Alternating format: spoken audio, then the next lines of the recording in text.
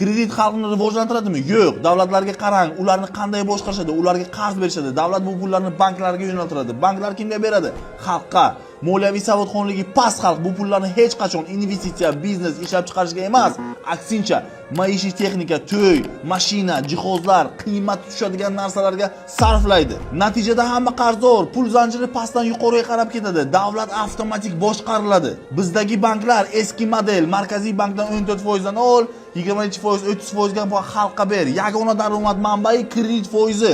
Nega ular fond, IPO, asset management qilishmaydi? Chunki bizda katta kompaniyalar yo'q, IPO yo'q, bozor rivojlanmagan, kadrlar yo'q. Pul qayerga ketmoqda? Biz kredit olib boshqa davlatlardan telefon, mashina, televizor va boshqa narsalarni sotib olyapmiz. Pul tashqariga chiqib ketyapti. Bizda esa ishlab chiqaruvchi kompaniya yo'q, investor yo'q. Amerikaga qarang, Apple, Nvidia, Microsoft odamlar pullari bilan o'smoqda. Kompaniyalar boyimoqda, odamlar ham ulardan foyda olyapti. Bizchi savodimiz bo'lmasa, ilm olmasak, unisi bunday qilmayapti, bunisi bunday qilmayapti, o'tirsak, hech narsa o'zgarmayapti. Trillion pul bermaydimi? Xalq uni qanday boshqarishni bilmasa, hech narsa o'zgarmaydi.